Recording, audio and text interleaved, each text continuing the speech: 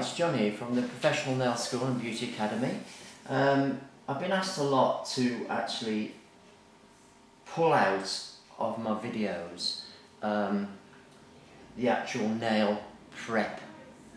Now, the nail prep is the same whether you're doing a gel polish, gel extensions, acrylic extensions, or silk extensions. So basically, all your nail prep's the same. Now, quite often the nail prep is sort of like really kind of like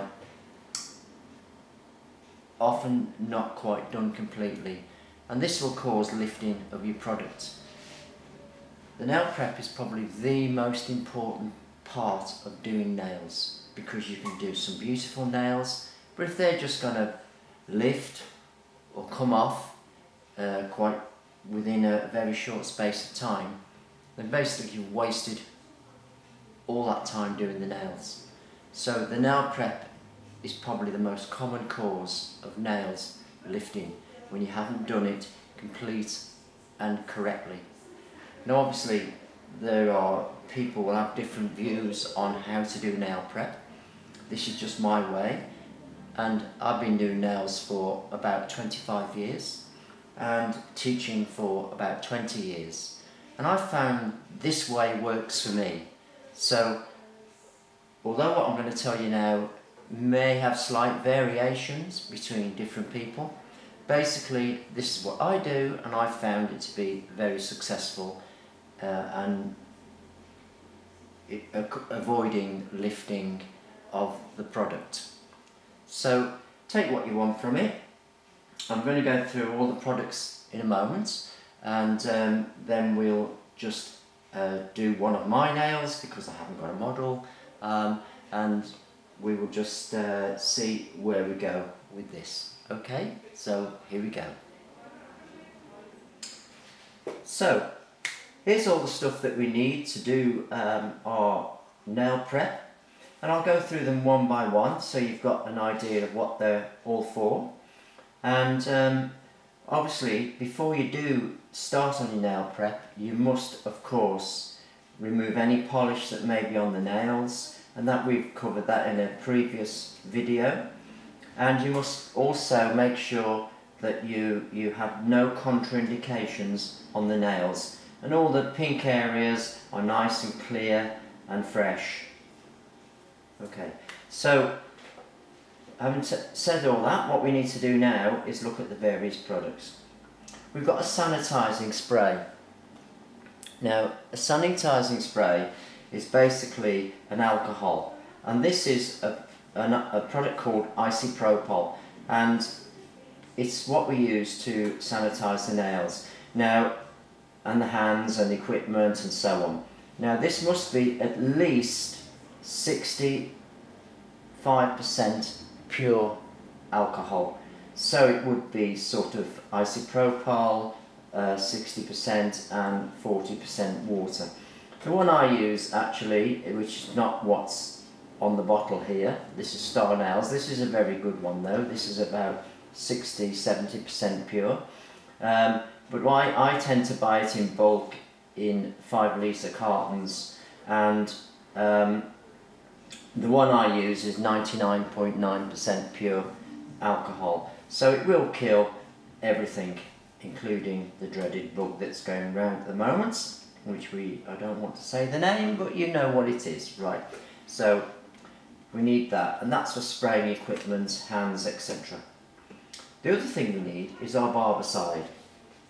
Now barbicide is in fact a disinfectant.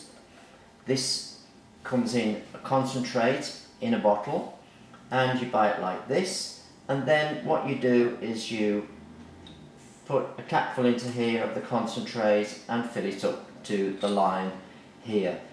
Now you must change this every single day because it's just active for a day, and you use this barbicide here to put your metal items in, which must be in here for at least 15 minutes approximately before you use them. But it's a very strong disinfectant, and again it will kill the bugs. So you've got an alcohol spray, and you've got a disinfectant. We've got pure acetone. Pure acetone I use it for dehydrating the nail plates. Other people use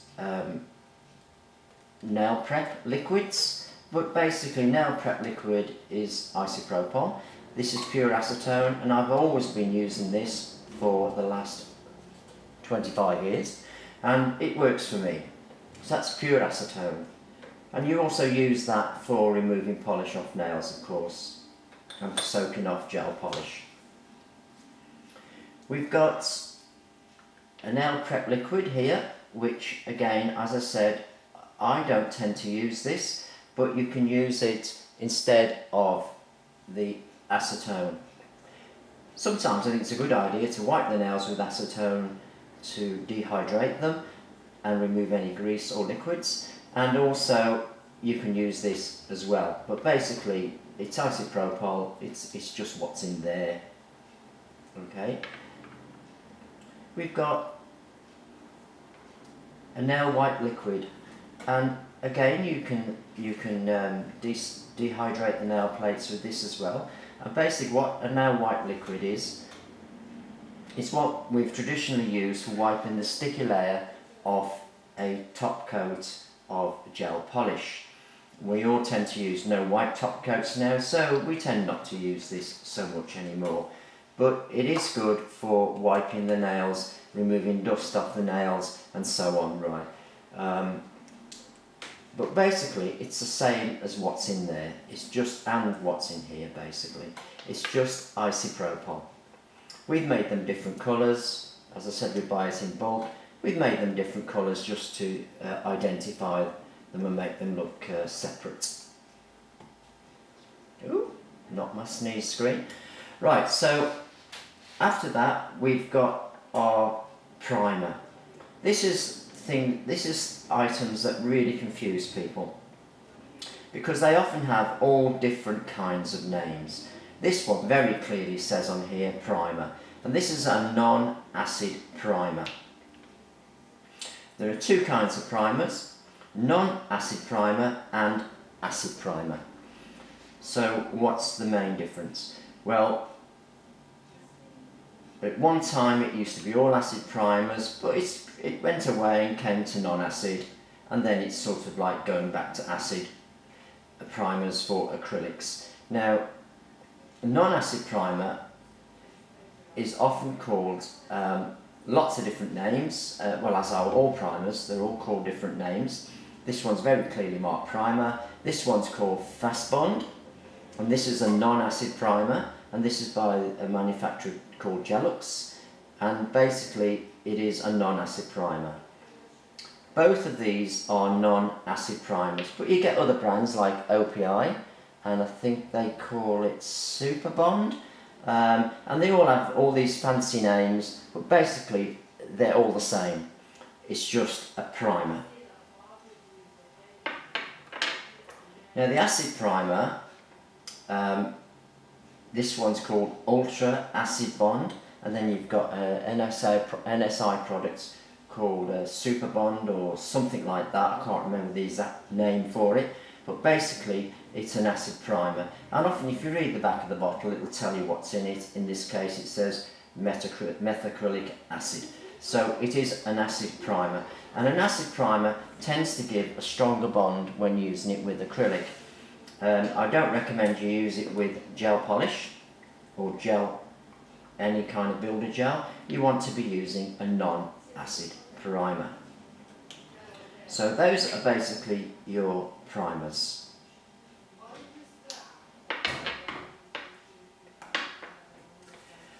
You're going to need, let's go through the tools here. You're going to need cuticle nippers, and of course these are very, very sharp and must be used with great care.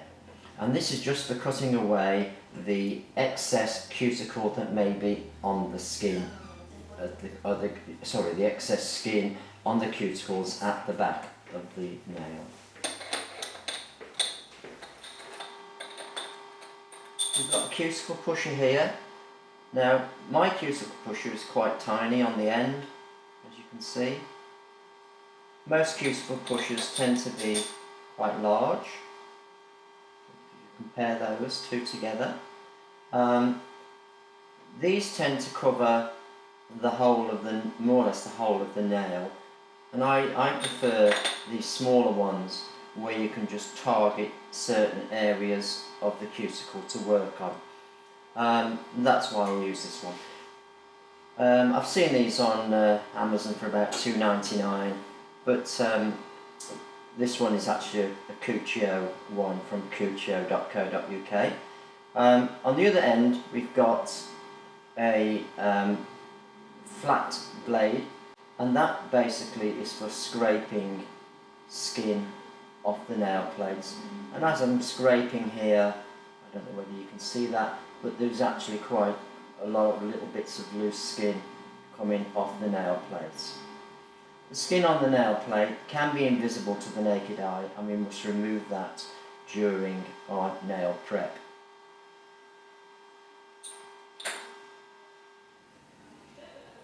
I've got a cuticle knife here. This is generally used in manicure really, but it does come in handy when you're doing your nail prep, and again it's for scraping the nail. It's not a cuticle knife for cutting, which can be confusing sometimes. It's just for scraping on the nail plate to remove any skin off the nail plate. We've got some clippers here, and you tend to use these when you are, when you're filing down the natural nails, say for tips, you might just cut them down a bit before you start filing. So you want the ones with the round shape on the top, not the flat bladed ones. You want the round ones, round shapes on the top. So that basically is all the tools you need, and of course they have to be in your barber set. We've got some pads here, and these are for wiping the nails with your products on, and I prefer the pads to, say, cotton wool. I just feel that they are better and they don't give bits off either, so you need some of those. We've got a plastic dusting brush. Now I use plastic because this is very easy and quick to sanitize between clients. So you can run it under the tap, some soap, give it a good scrub, rinse it out, give it a shake, and then I would spray it with my isopropyl sanitizer, and then that should be ready for your next client. I tend not to use these because hairs obviously can absorb things, and then you could be spreading it down your clients. If you spray it, you may only cover the top. If you wash it, it's going to take 3-4 hours to dry. So basically plastic is a lot more sensible, and you may have 2 of these so that you can have one ready for your client when they come in. We've got a file and a block. Right, this is a 100-180 grit file. 180 is the smooth side, 100 is the rough side. So the higher the number of the grit, the smoother the surface on the file. So I find 100-180 is a good combination to have. Saves you keep picking files up and putting them down, picking them up, putting them down. Now, when you get a file, it is sharp along this edge here. So what you must do is get another file and go over the edge like so. So I've now got another file that I haven't used on a client, and I've got a brand new file. I'm going to go all along the edges like this, so when you run your fingers along, it's no longer sharp. So you have to make sure that when you run your fingers like that, it's not going to cut your clients. So This is called prepping the file, and you must do this before you use your file. We have a white block here, and this is a 100 grit block. I tend to use 100 grit blocks because you don't want to use one that's too smooth on the surface, because when you're prepping over the acrylic or you don't want to be polishing the surface of the nail, the acrylic, so that when you put your gel polish on it just peels off. So 100 grit is a good one to have. It's an all-round one, and it's the right kind of grit on it.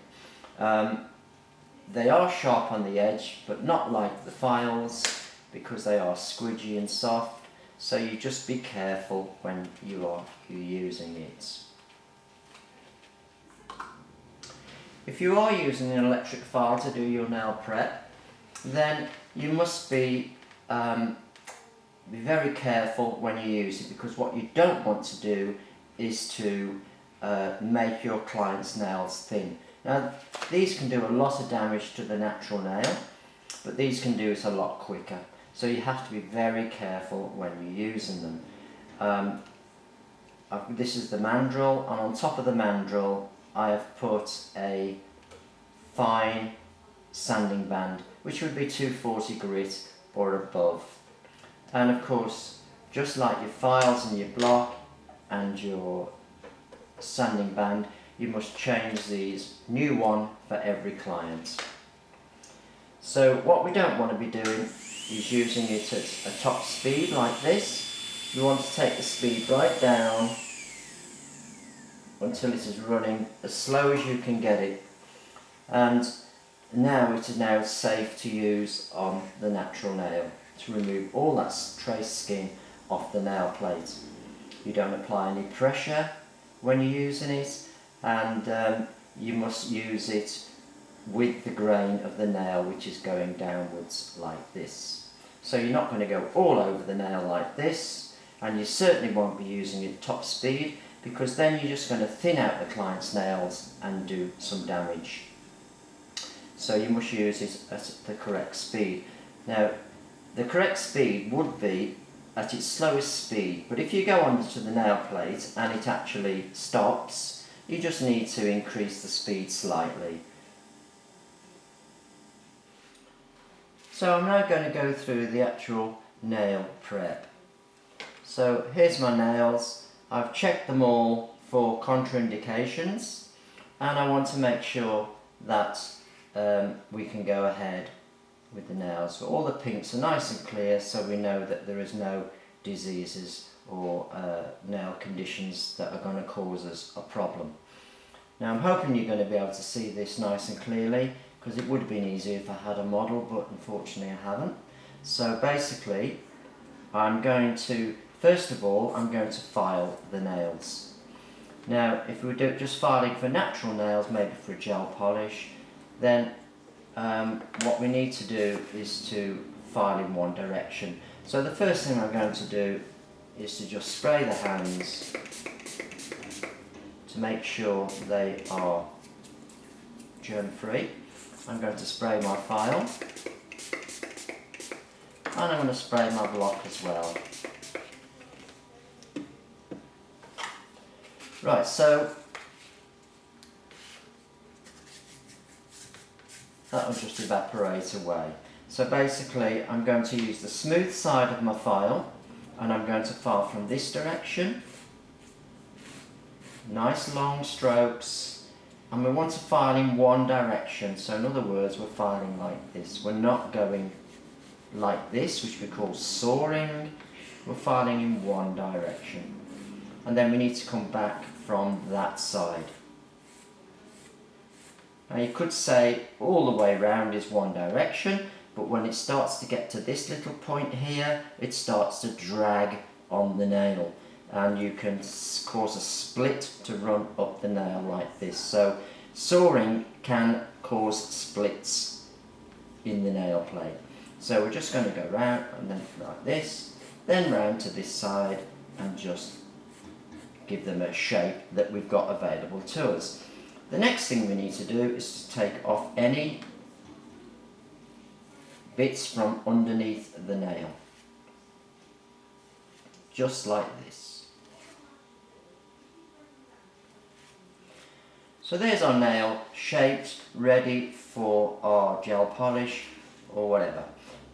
Now when you're filing for tips, you just want to leave a very small amount of free edge showing, and I will just take it a little bit shorter than this here. Underneath there's a seal called the hypernicum. We don't want to break into that seal because that seal stops bacteria getting underneath the nail plate onto the nail bed. So leave a little bit of free edge showing when you're filing for tips. So there we are, that is basically filing the nails. That's not difficult. Oh, don't use the rough side of your file, make sure you use the smooth side. The rough side is a bit too draggy on the nail and it feels very uncomfortable for your clients. Just like that. There we go. The next stage is to push back the cuticles. So I'm getting my cuticle pusher and I'm going to push back on the cuticle. So if we do this one here, so I'm going to just push back on the cuticle. Now you do sometimes need to use a little bit of force, but obviously you don't want to be hurting your client, so just push back.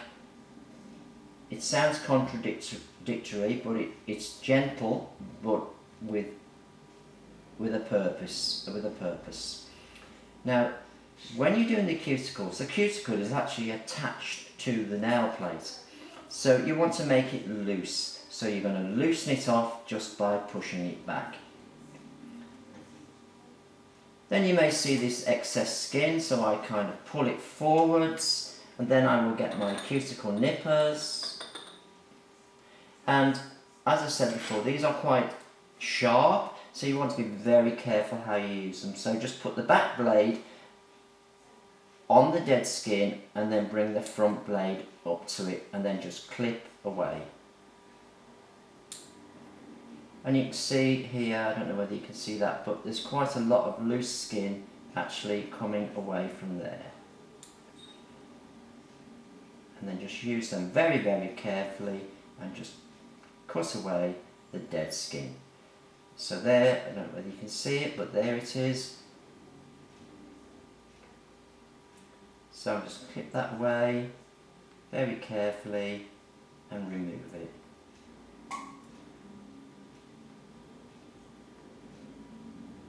It's a lot easier on a real person. So there it is there, I don't know whether you can see that, but there it is, the dead skin that I've clipped away.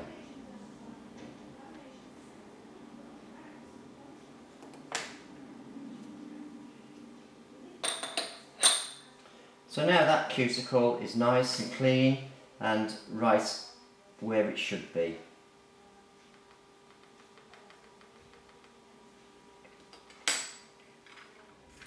What you need to remember about the cuticles is that this skin behind here is live skin. It has nerve endings and it has blood circulating through it. The cuticle, the dead skin, doesn't have any nerve endings and there's no blood.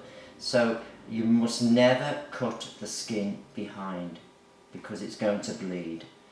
Only cut the dead skin. Sometimes there's nothing to do. Now sometimes you get skin growing down onto the nail plate and it comes down here and it may stop about there. And then you'll get your cuticle pusher and you'll go to push and it won't budge. It's solid on the nail plate. There's only one way to remove that, and that is to file it off. You can use your electric file to file it off, or you can use your hand file to file it off as well. Once you file this away, you can usually then push the cuticles back and then clip them off if need be. Once you've done the cuticle work, the next thing to do is to actually prep the surface of the nail. Now this is the bit that people often kind of like skimp on, and it's very important. The actual nail plate itself has skin growing on it, which can be invisible to the naked eye. If I do a bit of scraping on this nail plate here with this flat edge of the cuticle pusher, quite often we can actually get skin coming off the nail plate.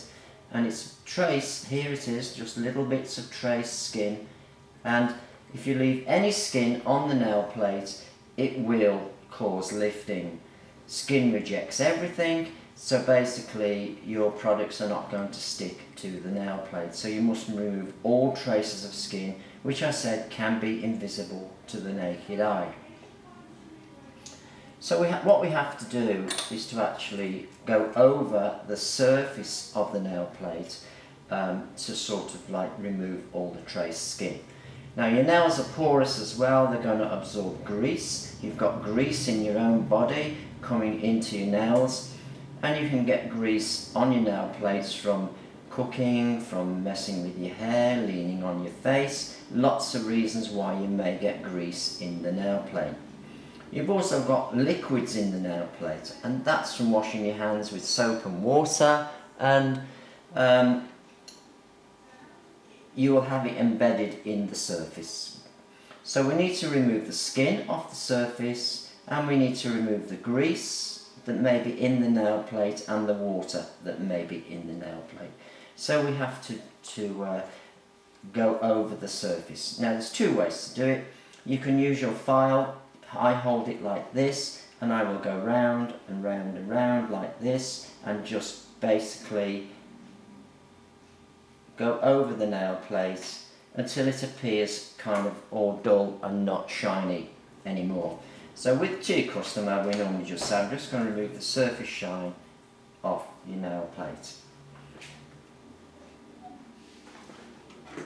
The other way to do it is with your electric file. And we went through this a little bit earlier, and we just want to switch it on, and then we're just going to go around the back like this, and applying no pressure whatsoever, and then just come down this side here, pulling the skin away, getting right into those edges. And then I've got to go back up the other way, so we've got to go up this way. The head of this nail file is rotating anti-clockwise, so we must always go against the spin of the head. You can't go that way, you can only go this way. Now to do the rest of the nail, what we need to do is to keep it kind of flat on the nail plate, and we want to work with the grain of the nail, which is running down. So basically I'm going to put it at 45 degrees to the nail plate and keep it flat. And I'm going to just rotate the finger slightly and then pull it towards me like this. And as I go round, I will twist the finger and just take off the surface shine. Now, I'm not putting any pressure on this file here. It's just the surface. And take away all traces of shine off the nail plate. So it's a lot easier to do on a real person, of course. Now you just switch this off, and then you will just dust the surface so that you've got a clean surface with no shine left and no skin left on the nail plate. Now basically that is your nail prep. So whether you do it with a hand file or an electric file, you want it to have this chalky kind of look. It's very important to remove all traces of skin from the back and from the sides. But the whole nail plate must be done. Once you've done all your nail plates, what you need to do now is to dehydrate the nail plate and remove the grease. So what I tend to use is a little pad with some acetone, pure acetone, and I will wipe over the nail plate like this. The wiping removes the grease, and as that acetone evaporates away and dries out, it will pull moisture out of the nail. Once you've done that, you must never touch them again with your fingers. If you do, you're going to put grease on there. So what you can do is just wipe it again. You can't wipe it too many times. Okay. Now some people use alcohol, which you can use, of course. Alcohol does the same. So I can just use a pad with alcohol on. And you often get a product called Prep and Wipe. And basically what it is, it's for prepping the nails and for wiping away sticky layers of gel polish if you're using that kind of a top coat. So that evaporates away, alcohol dissolves liquid in the nail and it will just pull it out. The next stage is to apply your primer. Now, if you're putting tips on, don't apply your primer now. You do it after you've put your tips on, shaped them and blended them in, and then where the natural nail is, that's where you apply your primer just before you put your acrylic on. But if you're doing, say, a gel polish on natural nails, or you're doing a natural nail overlay with either acrylic or gel, then you will now apply your primer and it will now cover the whole of the nail.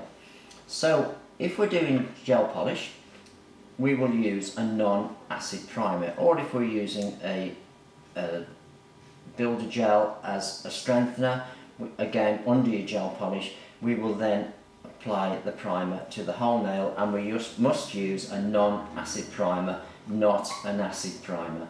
So any primer will do, they're all the same. We've got this one here, which is a primer, and this one I think was off Amazon or eBay, and you just go over the nail like this. Like that, that's all you do. Now if you decide to use a nail prep, which again you don't really need because the acetone or the alcohol will do exactly the same thing, but I'll just mention it because you may see it and think, oh, well, what's that?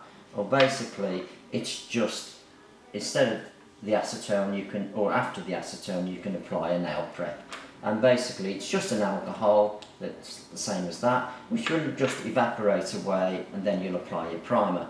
But I tend to just wipe them with acetone or alcohol and then apply my primer straight on. So that's the one kind of primer. Here we have Fast Bond. As I said, this is a Gelux one, but it's exactly the same as that. It's exactly the same. There's no difference whatsoever. It's just a primer. And that just goes onto the natural nail. You don't need to flood the nail with it. You just apply a thin coat. What primer does, it actually alters the pH balance of the nail so that the products will stick better. Now I noticed that the Fast Bond is more like a sticky coat, whereas this one is more a dry coat. But it's got a little bit of tack to it, but not as much as this Fast Bond. And I really don't think that makes any difference whatsoever. Now, the acid primer. Now that one is after you put your tips on and you're going to do acrylics, you must put the acid primer just on the back section. So when you've got your tip on, wherever the back section is, you'll just put your acid primer in that area. You don't put it over the tip.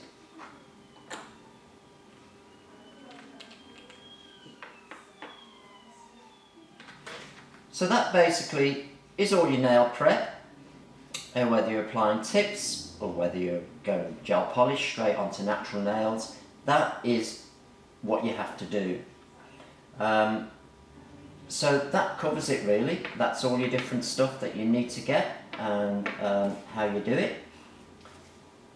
So if you're doing gel polish, all we need to do now is to apply our base coat into the lamp, colour coat into the lamp, maybe another colour coat into the lamp, and then a top coat into the lamp. And if you've not used a no wipe top coat, you will need to remove the sticky residue layer on the last of the top coat. And if you've used a no wipe top coat, it will already be dry. So all you would then do is just put your cuticle oil around the back, and then that would be your gel polish complete. If you're applying tips, you've put your tip on, you've shaped it, and you've blended in the line, and you will put your acid primer along the back here, and then you will start to apply your acrylic. And then you just file it into shape, shape it all over, make sure it's perfect, and then you apply your gel polish if that's what you're doing. So I hope that covers all that you needed to know about nail prep. And as I said in the introduction, you know, people have different ways of doing it, but that's my way. And I think you'll find that if you do it carefully, methodically, and with attention to detail, your nails should stay on. And you should be getting about 3 weeks out of acrylics. You must do your infills after 3 weeks. And with gel polish, you know, it's sort of like every couple of weeks that they would be coming back to have gel polish soaked off and reapplied. So if you've got any questions, just let me know, and in the boxes below, and I hope that clears it all up for you. So it's John here, signing out from Professional Nail School and Beauty Academy. See you next time. Bye for now.